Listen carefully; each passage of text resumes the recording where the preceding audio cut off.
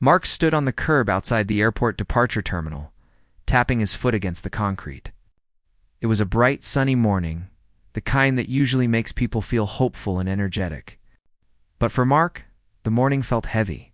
He adjusted his sunglasses and looked at his watch for the third time in 2 minutes. He was waiting for the text message that would tell him his younger brother, and his brother's wife had made it through security. It was supposed to be the start of a very long trip for them, about a month ago. Mark had decided to do something incredibly generous. He had worked hard for 15 years, saving every penny he could from his job in construction management. He lived a simple life so he could buy his dream house.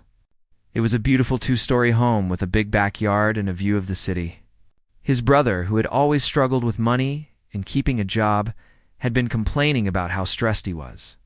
Mark, wanting to be a good older brother, decided to pay for a 3-week vacation to Europe for him and his wife. It cost Mark almost $10,000, but he didn't mind. He thought it would help them relax and maybe bring the family closer together. Have a great time, Mark had said earlier that morning, hugging them goodbye at the drop-off zone. Don't worry about anything here. I'll take care of the house while you're gone. His brother had smiled, but it was a strange smile. It wasn't the usual grateful look. It was more like he was hiding something. His wife had just nodded, looking at her phone, barely making eye contact. At the time, Mark thought they were just tired from the early morning wake-up call. Now, standing alone on the curb, he felt a cold chill run down his spine that had nothing to do with the weather. Finally, his phone buzzed in his pocket. Mark let out a breath he didn't know he was holding. He pulled the phone out, expecting a photo of them at the security gate or a text saying they were boarding. Instead, the screen lit up with a notification from his home security app. Front door unlocked. Mark frowned. He knew he had locked the door. He was very particular about security. He unlocked his phone and opened the app to check the live camera feed. Maybe the wind had blown it open, or maybe he had just forgotten in the rush of the morning. He tapped the live view button. The screen loaded for a second, the buffering icon spinning round and round. Then the image cleared. Mark's heart almost stopped beating. The camera wasn't looking at an empty hallway. It was pointed directly at the living room, and the living room was chaos. There were strangers walking around. Big men in work uniforms were picking up his expensive television, the one he had saved 6 months to buy. They were wrapping his leather sofa in plastic. In the corner of the screen, he saw his brother's wife. She wasn't at the airport. She was standing in his living room, pointing at things and shouting orders at the movers. "What is going on?" Mark whispered to himself. His hands started shaking so badly he nearly dropped his phone. He watched in horror as the movers carried boxes out the front door. These weren't just random items. They were taking everything. The art on the walls, the electronics, even the rugs. It looked like an eviction, but Mark hadn't been evicted. He owned the house outright. There was no mortgage. He hadn't missed a single payment. He quickly dialed his brother's number. It rang once, twice, 3 times, and then went straight to voicemail. Mark tried again. Voicemail. He called his brother's wife. Straight to voicemail. Panic started to rise in his chest, tight and heavy. He felt like he couldn't breathe. He turned and ran back to his car, fumbling with the keys so frantically that he dropped them on the pavement. He cursed under his breath, scooped them up, and jumped into the driver's seat. As he sped out of the airport parking lot, his phone buzzed again. This time it was a text message. It wasn't from his brother, but from a number he didn't recognize. Mark didn't want to look at it while he was driving, but he couldn't help himself. He tapped the screen and glanced down at the red light. The message was short and cruel. Asterisk, don't bother coming home, Mark. The house is ours now. We locked you out. Consider it payment for all the years you looked down on us. Enjoy your taxi ride. Asterisk. Mark slammed his hand on the steering wheel. The anger that surged through him was hot enough to burn, but underneath it was a deep, cutting sense of betrayal. His own family, the people he had raised, the people he had just spent thousands of dollars to send on a dream vacation, they hadn't even gone to the airport. Or maybe they had, just to drop off the wife and then turn around. It didn't matter. The whole thing was a setup. The vacation, the hugs, The goodbye was all a lie to get him out of the house so they could rob him blind. He drove faster than he should have, his eyes darting between the road and his phone, refreshing the security app. He watched the truck get loaded up. He saw them carry out his grandmother's antique clock. Tears of frustration blurred his vision. This wasn't just about stuff. This was the place where he felt safe. It was the place where he planned to grow old. And in a single morning, people he trusted most had turned it into a crime scene. When Mark finally turned onto his street, his stomach sank. The moving truck was already pulling away from the curb, heavy with his life's possessions. He couldn't chase it. He didn't know who they were, or if they were even part of the scam, or just hired help who had no idea they were stealing. He screeched to a halt in front of his driveway and jumped out. The house looked different. The blinds were drawn tight, which he never did.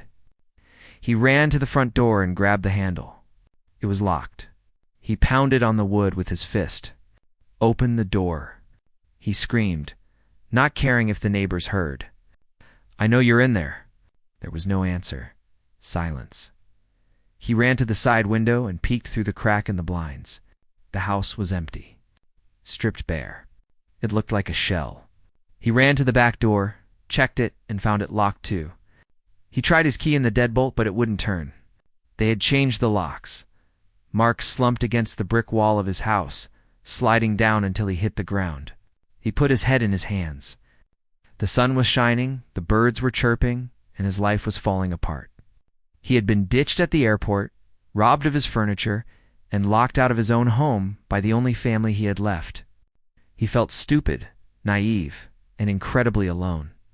But as he sat there in the dirt, looking at the shiny new deadbolt that mocked him, a spark of anger started to replace the despair. He wasn't going to let them get away with this. He couldn't. Stood up, wiped the dust from his pants, and pulled out his phone again. He wasn't calling his brother this time. He was going to call the police, but first, he needed to figure out how they thought they could legally steal a house that wasn't theirs to sell. Something didn't add up, and Mark was going to find out what it was. Mark didn't waste another second sitting on the ground.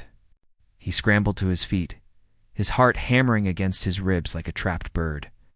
He jumped back into his car and sped toward the local police station, his knuckles white as he gripped the steering wheel. The whole drive, his mind was racing a mile a minute. How could this happen? How could his own brother, the kid he used to push on a swing and teach how to ride a bike, do something this cruel? It felt like a bad dream, but the empty feeling in his stomach told him it was brutally real. When he burst through the glass doors of the precinct, the officer at the front desk looked up, surprised by the frantic look in Mark's eyes. Mark tried to explain everything as fast as he could. He told them about the trip, the airport, the text message, and the movers loading up his house. He was out of breath, expecting the officers to jump up, call for backup, and race back to the house with sirens blaring to catch the thieves. But the reaction he got was very different. The officer sighed a tired sigh and leaned back in his chair. He looked at Mark with a mix of sympathy and annoyance. "Look, sir," the officer said slowly, "I understand you're upset, but this sounds like a family dispute. You say these people are your brother and his wife?" "Yes, but they stole my house," Mark yelled, slamming his hand on the counter. "They took everything." The officer shook his head.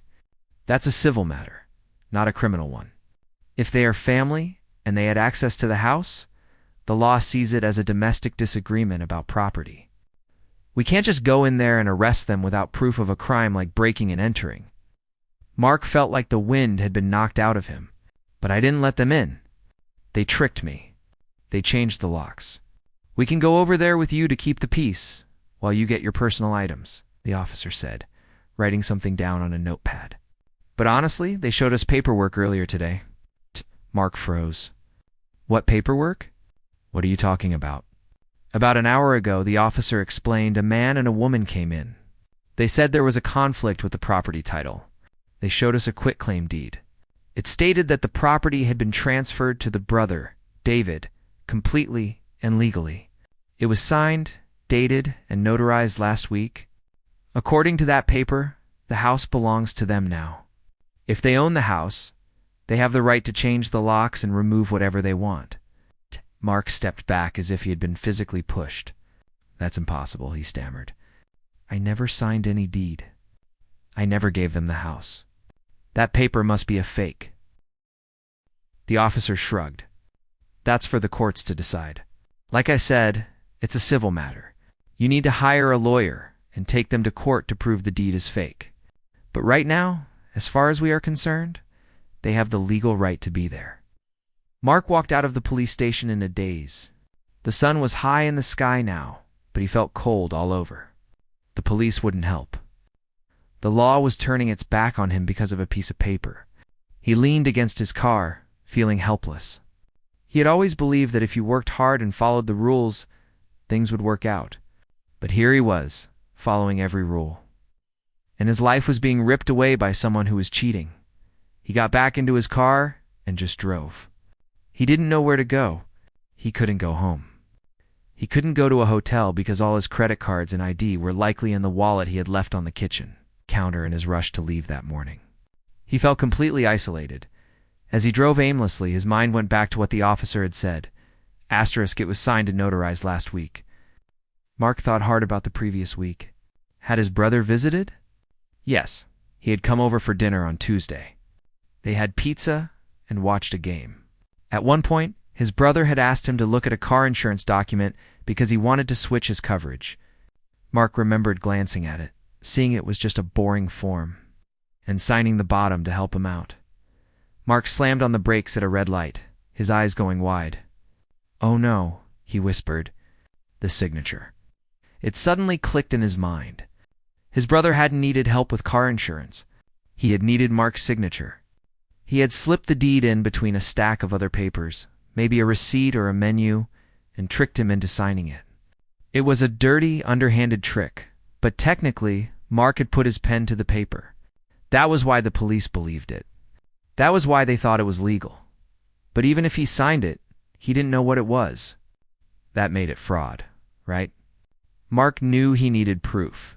He needed to find out exactly what was going on with the title of his house. He remembered that his father, before he passed away, had been very strict about money and property. His dad had always said, "Never trust anyone with your signature, Mark. Not even family."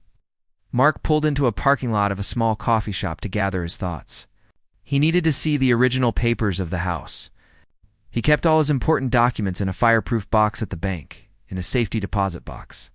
He hadn't looked at it in years because everything seemed fine. But now, he realized that box might hold the secret to saving his home. He drove to the bank, praying they were still open. It was late afternoon, and he knew he had very little time. If his brother was already selling off the furniture, who knew what else he was planning to do? He might try to sell the house itself to a stranger within the week. When Mark walked into the bank, he tried to look calm, even though he felt like screaming. He went up to the counter and asked to access his safety deposit box. The teller asked for his ID, and Mark had to dig through his glove compartment to find an old insurance card with his name on it. Aye.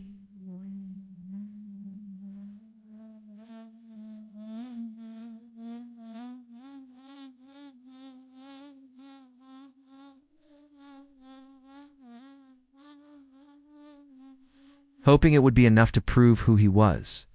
Luckily, the manager recognized him as a longtime customer and vouched for him. They led him into the back room, small, quiet space with concrete walls. The manager brought out the metal box and placed it on the table. Mark's hands were trembling as he unlocked it. He didn't know what he expected to find. Maybe he would find nothing. Maybe he would find that his dad had left him nothing but old receipts. He lifted the lid.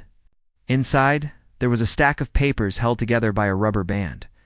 On top, there was a handwritten note in his father's familiar, messy handwriting.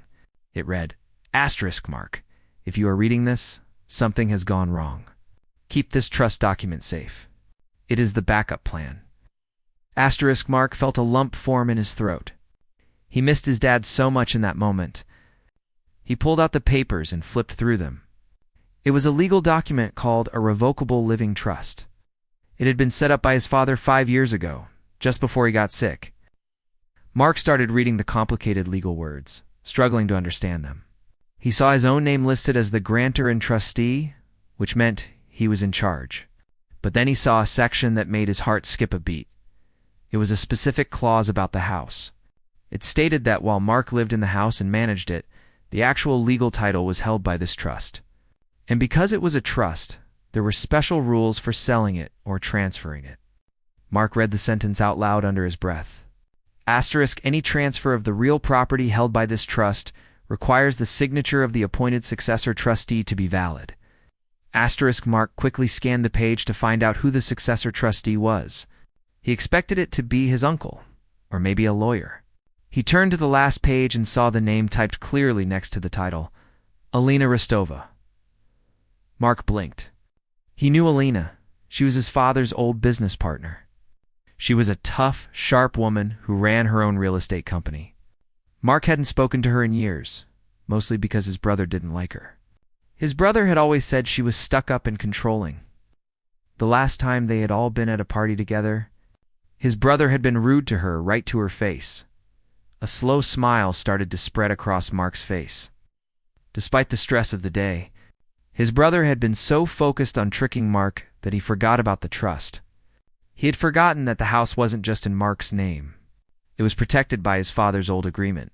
And the one person who held the power to undo this mess was the exact same person his brother had gone out of his way to insult. This changed everything. The forged deed his brother showed the police might have looked real, but without Elena's signature, it was worthless. Mark gathered the papers, closed the box, and thanked the bank manager. He walked out of the bank with a new sense of purpose. He wasn't a victim anymore. He had the upper hand, and he knew exactly who he needed to call. The game was about to change. Mark sat in his car for a long time, the engine idling quietly in the bank parking lot. The trust papers were resting on the passenger seat, weighed down by his coffee cup so they wouldn't fly away. His mind was spinning, but for the first time all day it wasn't spinning out of control. It was spinning with a plan. He looked at the name on the document again, Alina Rostova. He hadn't seen Alina in years. She was a tough woman, the kind who built a business empire from nothing but hard work and grit. She and Mark's father had been partners for decades. And when his father got sick, Alina was the one who made sure all the finances were in order. Mark remembered her as strict and very serious, someone who didn't tolerate nonsense. He also remembered the last family dinner she attended. It was about 2 years ago. Mark's brother had been drinking too much and made loud, rude jokes about Elena's age and her uptight personality. The table had gone silent. Alina hadn't yelled. She had just stood up, looked at Mark's brother with ice-cold eyes, and walked out. She told Mark then, "Family is important, Mark, but respect is non-negotiable. Your brother has a lot of growing up to do." Now that disrespect was about to cost Mark's brother everything. Mark picked up his phone. His hands were still a little shaky, but his voice was steady when he dialed the number. It rang 4 times before a crisp, professional voice answered, "Rostova Properties." "This is Alina," Mark said. "It's Mark. I know it's been a long time, and I hate to bother you, but I'm in big trouble. I need your help." There was a pause on the line. "Mark, is everything okay? You sound breathless." "It's a long story," Mark said, gripping the steering wheel. "My brother, he stole my house. He tricked me into signing a paper and locked me out today. The police won't help because they think he owns it now. But I just found Dad's old trust papers. You're the trustee, Alina. You have the power to stop this." Alina didn't say anything for a full 10 seconds. Mark was afraid she had hung up. Then he heard a sharp intake of breath. "He did what?" she said, her voice dropping an octave. "That foolish boy. I always knew he was reckless, but I never thought he would steal from his own brother." "It's true," Mark said. "He's selling my stuff right now." "Listen to me closely, Mark," Alina said. And suddenly she sounded like the army general he remembered from his childhood. "Do not go back there and start a fight. If you cause a scene, you'll get arrested, and that will only make this harder. I am looking at the trust records on my computer right now. Your father was smart. He put an iron claw clause in this trust. It says that because the house is a trust asset, any attempt to sell it or transfer it without my signature is not just void, it triggers a penalty. The trust automatically freezes all his assets connected to the property until I say so." Mark felt a huge wave of relief wash over him. "So, The paper he signed doesn't count? It counts as a confession of fraud, Alina said firmly. He can't sell what he doesn't have the legal right to sell. I am the gatekeeper here, and I never open the gate. Where are you right now? I'm sitting in the bank parking lot. Good, stay there. I'm sending a secure email to the local police department and the county clerk's office right now. It informs them that there is a legal dispute over the title and that any action taken by your brother is unauthorized. Then, I am going to meet you. We are going to go to your house together, and we are going to take back what is yours. Thank you, Alina, Mark said, his voice cracking. I really appreciate this. Don't thank me yet, she replied. We have a fight ahead of us. But don't worry, I don't lose. Mark hung up the phone and let out a long breath. The first time in hours, he felt like he could breathe properly. He wasn't alone in this anymore. He had the law and a very powerful woman on his side. He drove to a nearby diner to grab a quick burger, realizing he hadn't eaten anything all day. Sat in the booth watching the cars go by, thinking about his father. His dad had been gone for 3 years, but he was still looking out for him. That safety deposit box wasn't just a box of papers. It was a life raft. An hour later, a sleek black sedan pulled into the diner parking lot. Mark recognized Alina immediately. She hadn't aged much since the funeral. She stepped out of the car wearing a sharp blazer and holding a leather briefcase. She looked like she was ready for a board meeting, not a confrontation with a thief. Mark walked out to meet her. She didn't offer a hug. She just looked him up and down, nodded once, and opened her briefcase. She handed him a stack of papers. This is a court order I had an emergency judge sign on my drive over. It gives us the right to enter the property and eject anyone who isn't supposed to be there. It also freezes your brother's bank accounts temporarily because he used your address to secure some loans. Mark's eyes went wide. You did all that in an hour? I know people, Alina said simply. And people respect a signature on a trust document. Are you ready? Mark nodded. I'm ready. They drove to the house in separate cars. The sun was starting to set, casting long shadows across the street. When Mark pulled up, he saw that the driveway was empty. The moving truck was gone. The house looked dark and quiet. For a second, panic flared up again. What if they had taken everything and left? What if the house was completely hollowed out? Alina pulled up behind him and walked over to his car. Lead the way, she said. Mark walked up the driveway, his footsteps sounding loud on the pavement. He tried the front door. It was still locked. He didn't bother knocking. He stepped aside and let Alina hammer on the door with her fist. The sound was heavy and authoritative. Open up, Alina shouted, her voice booming. This is Alina Rostova, legal trustee of the Vance estate. We have a court order. Inside, Mark heard a scrambling noise. Feet running down the hallway. A whisper, then silence. After a moment, the blinds in the front window moved slightly. Someone was peeking out at them. I know you're in there, David, Mark yelled, forgetting his promise to stay calm. Open the door. There was a long pause. Then the deadbolt clicked. The door slowly creaked open. Mark's brother stood there. He looked disheveled. His shirt was untucked and his eyes were wide and red. Behind him, standing in the hallway with her arms crossed, was his wife. She didn't look smug anymore. She looked terrified. She recognized Alina immediately. Everyone knew Alina in this town, and nobody wanted to be on her bad side. What do you want? David's voice was shaky. We told you, Mark. We own this place now. Get lost. Alina stepped forward, holding up the court order. She didn't smile. She looked at David like he was a bug on her shoe. You really are stupid, aren't you? Did you really think you could outsmart a lawyer who wrote this trust before you were even born? David shrank back. Ms. Rostova, I shut up. Alina snapped. You signed a quitclaim deed. That's cute, but you forgot one tiny detail. This house isn't just Mark's asset. It belongs to the trust, and I am the trustee. I never signed your little paper. Do you know what that means? David swallowed hard, looking at the floor. It means, Alina continued, stepping into the house and forcing David to back up, that you just committed felony fraud. And thanks to the clause your father put in, you just triggered a total financial freeze. You can't sell this house. You can't sell the furniture you just took. And guess what? The police are on their way right now to take a statement about the forgery. Mark watched his brother's face crumble. The tough guy act vanished. He looked like a scared little boy again. Mark felt a pang of sadness mixed with his anger. He didn't want to see his brother go to jail, but he couldn't let him destroy his life either. I didn't mean to.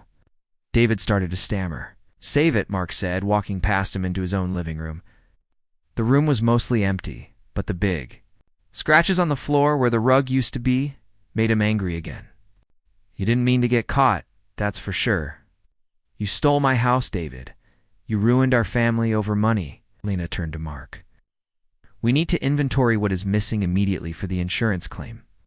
And we need to make sure they don't leave until the police arrive. Mark nodded. He looked at his sister-in-law. Sit down, he said. You aren't going anywhere. The tension in the room was thick enough to cut with a knife. The brother and wife slumped onto the bare floor looking defeated. Elena took charge. Barking orders about opening windows and turning on lights? Mark stood in the center of his empty living room, watching the people who betrayed him. He knew the hardest part was still to come, but for the first time today, he wasn't the one who was afraid. They were. The silence in the empty living room was heavy, broken only by the hum of the refrigerator in the kitchen. Mark stood with his arms crossed, looking down at his brother and sister-in-law, sitting on the hard floor. They looked small and pathetic without their usual arrogance. Just an hour ago, they thought they had one. They thought they were smart, stealing a house right out from under someone who loved them. Now, they were staring up at Elena, who was tapping her foot impatiently and checking her watch. Elena was a force of nature. She didn't sit down. She walked around the room, her heels clicking on the hardwood floors, inspecting the damage. She ran her finger over a dusty patch on the wall, where a painting used to hang, and shook her head in disgust. Do you have any idea what you've done? Elena asked, her voice sharp enough to cut glass. This isn't just a family fight. This is fraud. Grand larceny. Do you really want to trade your warm beds for a cold jail cell? Mark's brother swallowed hard. He looked at Mark, his eyes begging for mercy. Mark, please, he whispered. Can we talk? Just us. She's scaring me. Mark looked at his brother. He felt that old urge to protect him, the big brother instinct that had been there since they were kids. But then he looked at the empty spot where his grandfather's clock used to be, remembered the text message at the airport. Asterisk, don't come home. Asterisk, the anger flared up again, hot and bright. Mark shook his head. There is nothing to talk about, David, Mark said, his voice tired but firm. You didn't just steal my things. You humiliated me. You left me stranded at the airport like I was garbage. I'm done protecting you from your own mistakes. David hung his head. His wife started crying softly, wiping her eyes with the sleeve of her shirt. It might have looked sad to an outsider, but Mark knew better. It was the same cry she used when she wanted a new car or a vacation crocodile tears. Suddenly, the sound of sirens wailed in the distance, growing louder as they approached the house. David's head snapped up. He scrambled to his feet, his face pale. You called the cops? He yelled, his voice cracking. Mark, you can't send me to jail. I'm your brother. I didn't call them for you, Mark said calmly. I called them to report a theft, which is exactly what this is, in minutes. 2 police officers were walking through the front door. They recognized Mark from his earlier visit to the station, but their attitude was completely different this time. Elena marched right up to them and handed over the thick file she had brought. Officers. I am Elena Rostova, the legal trustee of the Vance Family Trust, she said, sounding like she owned the police station. These individuals, she pointed to Mark's brother and wife, have unlawfully detained this property, forged a deed, stolen approximately $15,000 worth of assets from the home today. I have a court order right here declaring their occupancy illegal. The lead officer took the papers. He looked them over, flipping through the pages slowly. Then he looked at David and his wife. Is this true, son? Did you forge a signature? David started stammering. I found it. It was already signed. The officer sighed, looking tired of the nonsense. Save it for the judge, buddy. The paperwork Ms. Rostova has here is pretty solid. It looks like you guys are in a lot of trouble. We need to take you down to the station for questioning regarding the forgery and the stolen goods." The wife started screaming. "This isn't fair. We're family. He should be helping us, not arresting us." Mark stepped forward. "Family doesn't lock family out of their own house." The officers moved in to handcuff David and his wife. Seeing the metal cuffs click onto his brother's wrists was the strangest feeling Mark had ever experienced. It felt final. It felt like the end of a long, painful chapter. David looked back at Mark one last time, real tears in his eyes now. "I'm sorry," David choked out. "I really messed up." Mark just watched as they led him out to the patrol car. He didn't say anything. There was nothing left to say after the car drove away. Taking the thieves to the station, the house felt incredibly quiet. Alina turned to Mark, her softening for the first time. "All right?" she asked. Mark leaned against the bare wall, sliding down until he sat on the floor. He put his head in his hands. "I think so.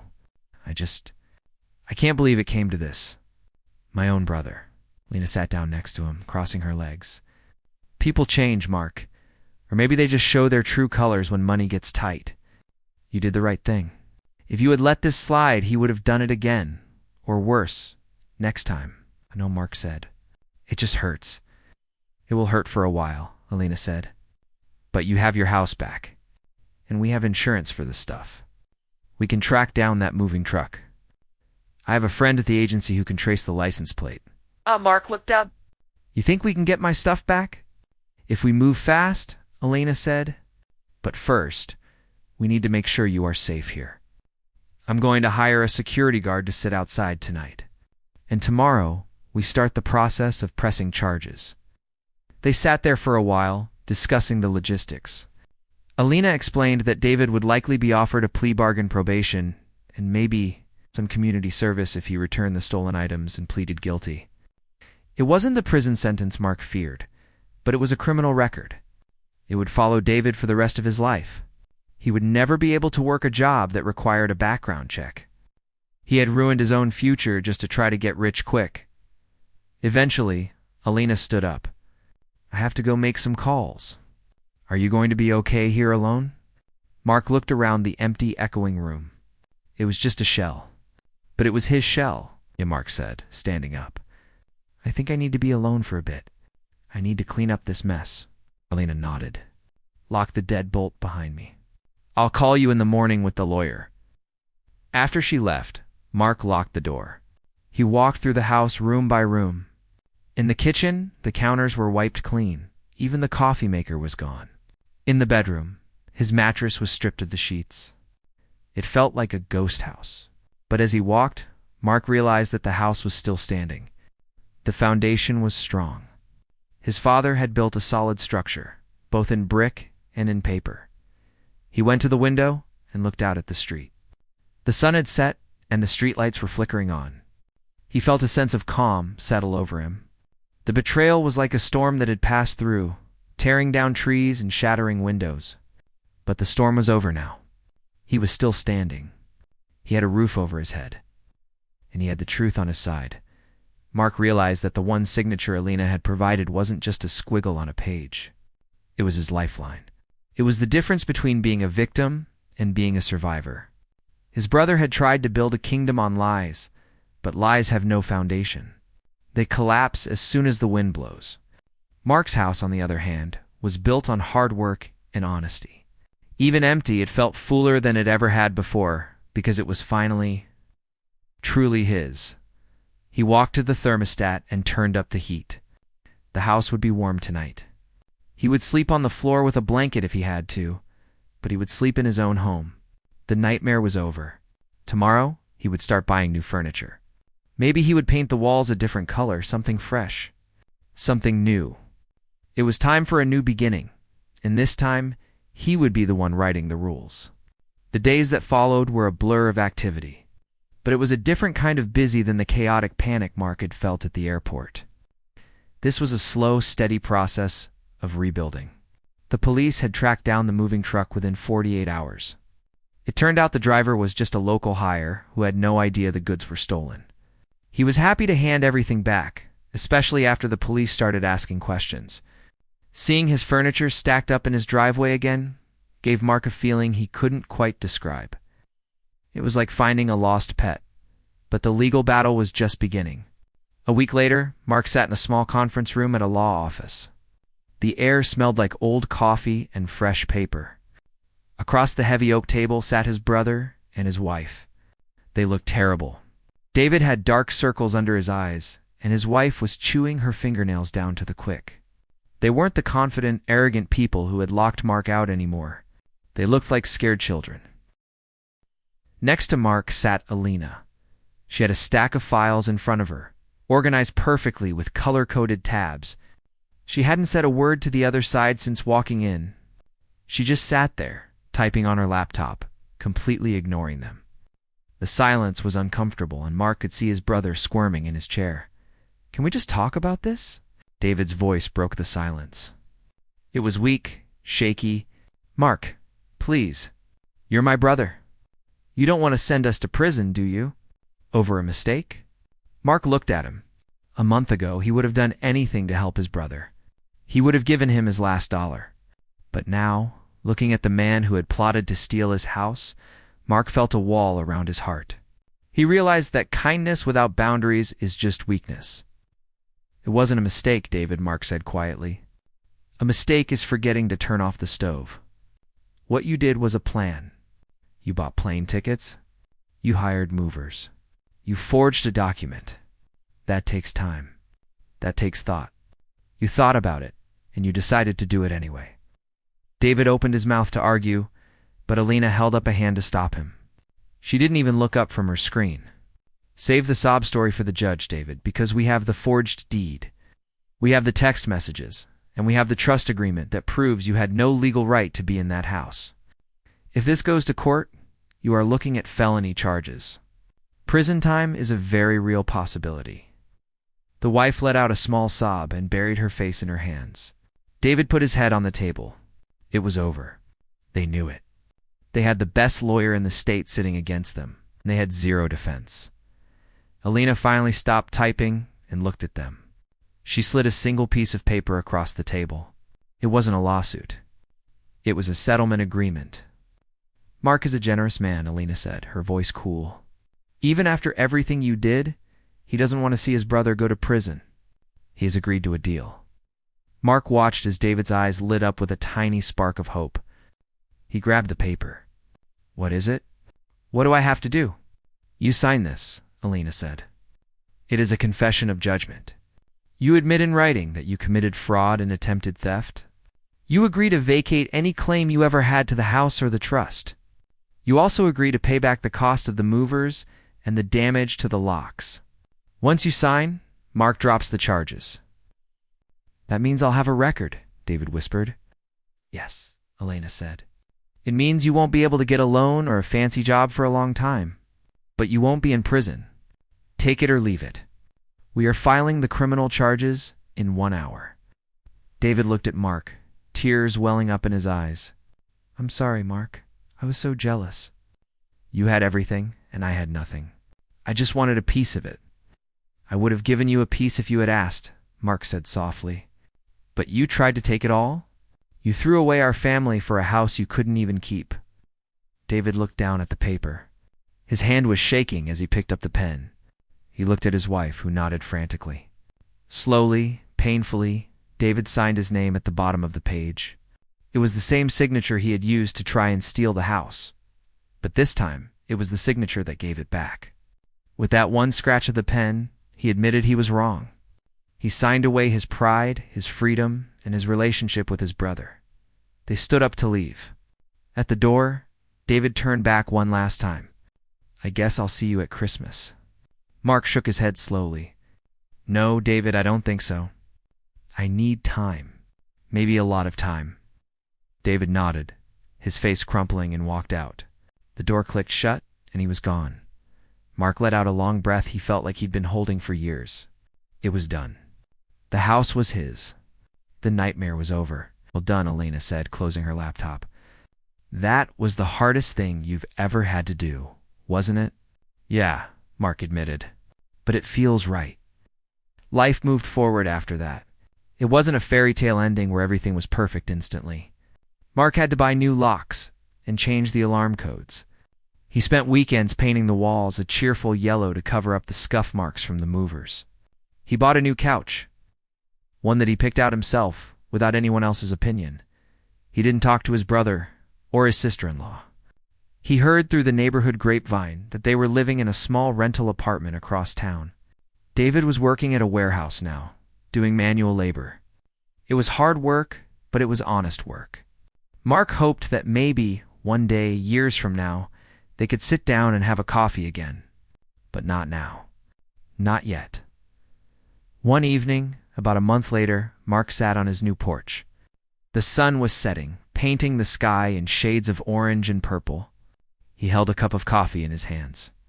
The house felt different now. It felt quieter, but it also felt safer. It was a fortress built on lessons learned. He thought about his father. The old man had always warned him that money changes people. Mark used to think his dad was just being cynical. Now he understood. Money doesn't change people. It reveals who they really are. The trust document, the signature, the legal battle, it was all just paperwork. The real victory was that Mark had learned to stand up for himself. He looked at the empty driveway, where the moving truck had been. He remembered the feeling of helplessness at the airport. That felt like a lifetime ago. He wasn't the victim of his brother's greed anymore. He was the survivor of it. A neighbor walked by with a dog and waved. Mark waved back, smiling. He took a sip of his coffee and looked up at the stars that were just starting to peek through the twilight. He had his house. He had his peace. And most importantly, he had his dignity back. And that was something no one could ever steal from him again. The plan had failed. The family was broken, but Mark was still standing, stronger than he had ever been before.